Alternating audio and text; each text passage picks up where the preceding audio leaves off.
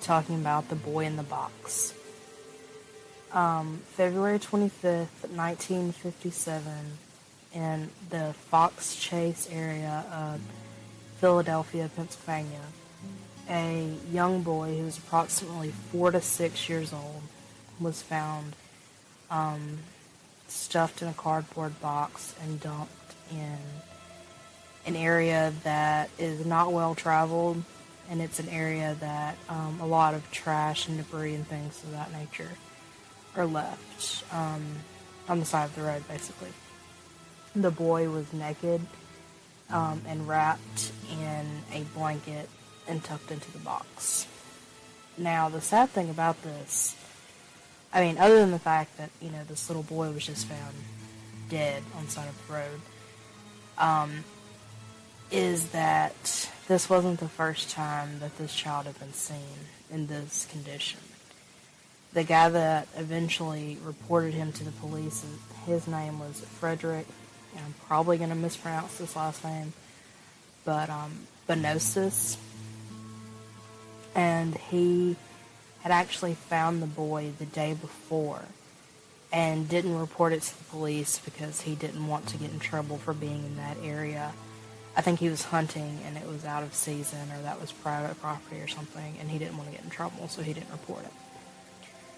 Now, what's even sadder than that is I think it was 2 days before Frederick reported the boy's body to the police, a group of boys had discovered the unknown boy, and they didn't tell anyone until after the police had already discovered the body, which is, it just blows my mind. How do you see a dead child in the middle of a field and just leave him there? That, to me, that's just insane. It was cold, so the body itself was relatively well maintained. However, the elements kind of destroyed most of the forensic evidence as far as what was on the outside of the box, or things such as that. Now I'm going to talk about the body itself, and then I'll tell you a little bit about other pieces of evidence involved in the case. The boy, like I said, he was wrapped in a blanket. He was covered in bruises, and he appeared to be malnourished. He appeared to be, fairly small for his age. And he did have surgical scars, so that indicates that at some point during his lifetime he was cared for. Perhaps not recently, but he had been cared for at some point in his life because he did have surgical scars. His fingernails were cut short and neat, and his body was scrubbed clean. There was no evidence as far as epithelials or anything under his fingernails, and his body appeared as if it had just been washed.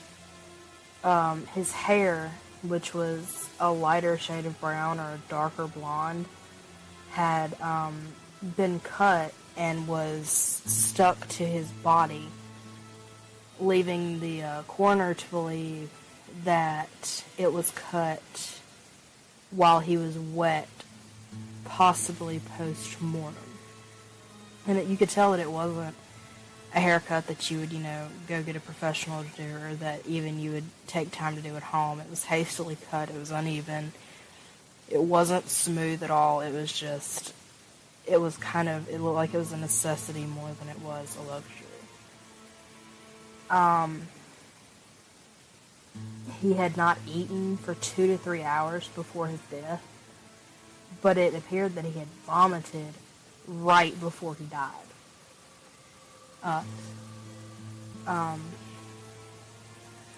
And the cause of death was blunt force trauma to the head. And it could not be easily determined when he had been killed. It could have been anywhere from 2 days to 3 weeks before his body was discovered, and the weather at the time just kind of made it impossible to get any closer than that to a time of death.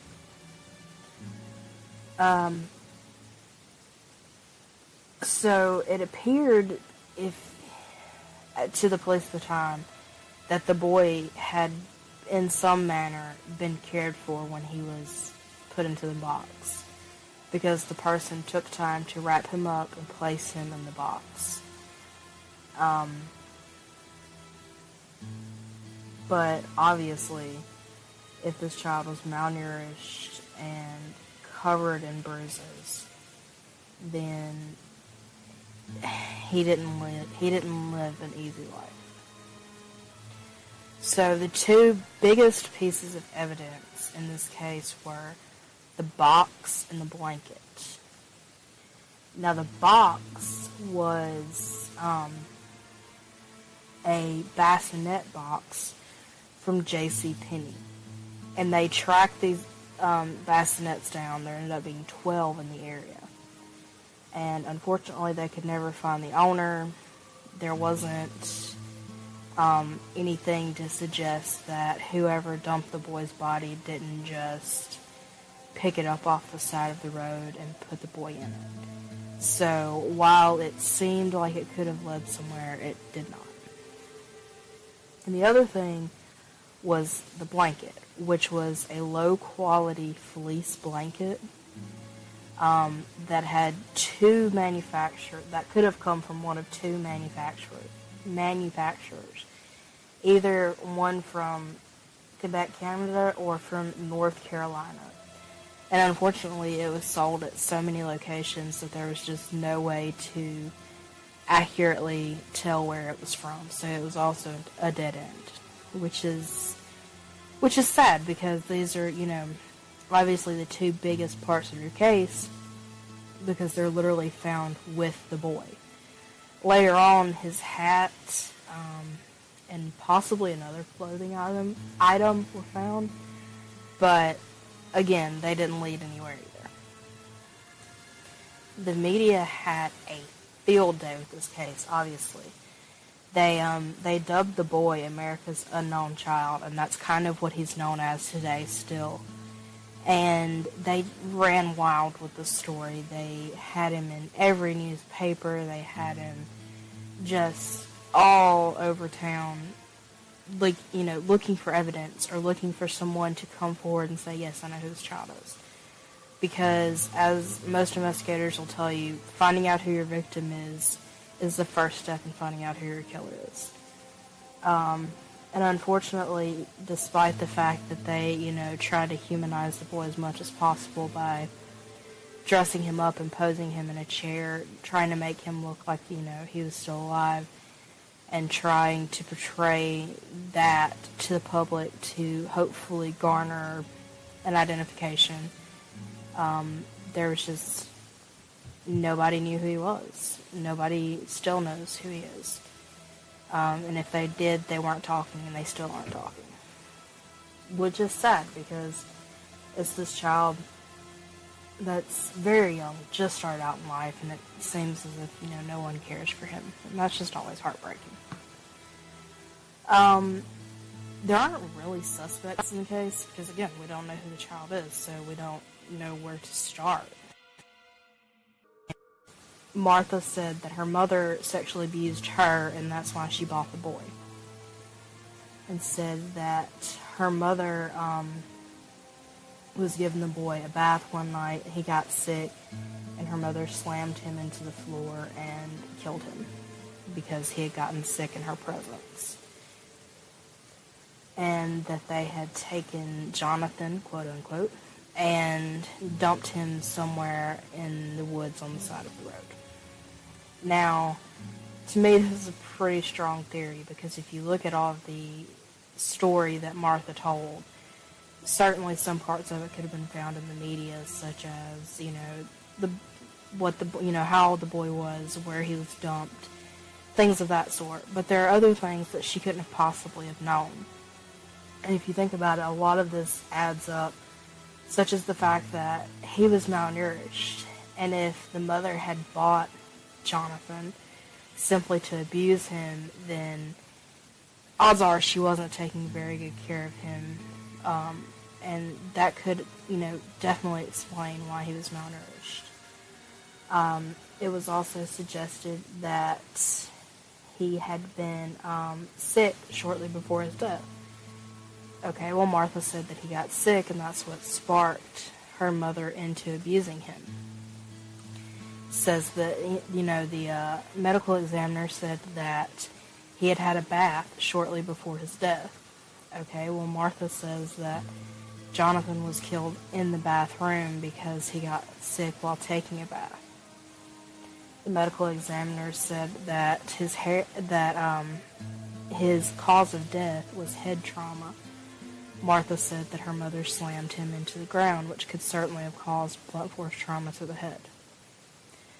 And then finally, Martha said that they took him to the woods on the side of the road and dumped him. And if you look at the dump site that the boy was left at, that certainly fits with Martha's story.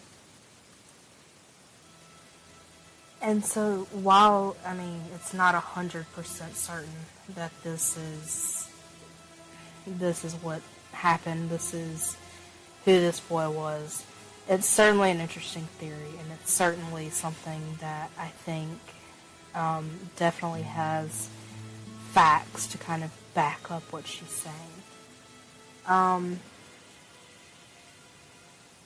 And so, like I said, some parts of this she obviously could have found in the media, such as the dump site, things like that, but there are parts of it that she couldn't have known. Like the fact that he had had a bath right before he died, like the fact that he had been sick right before he died.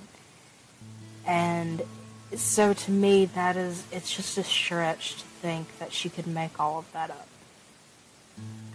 Another theory comes from the ME at the time, whose name was Remington Bristow.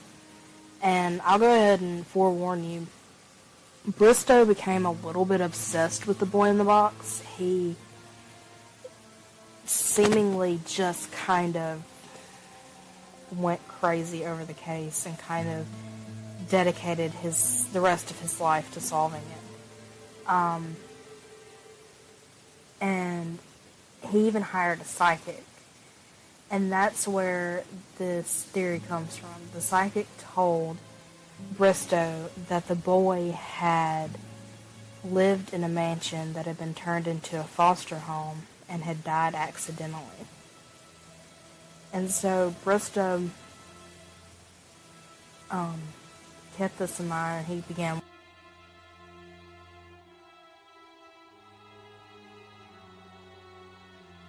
and he went to an estate sale at a mansion that had been turned into a foster home.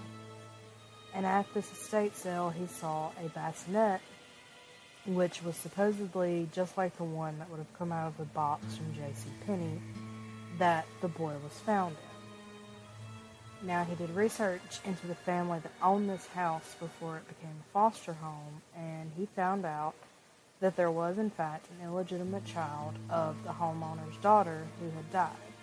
And he thought, okay, this is it. I found the boy in the box. Unfortunately, it was not the boy in the box.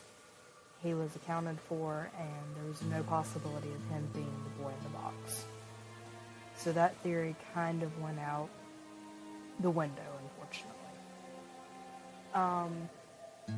And Bristow worked on this case, until he died, pretty much. And he, like I said, this was a guy that walked around with the death mask of this child in his briefcase. So he was obsessed with the case. He wanted to find justice for this boy.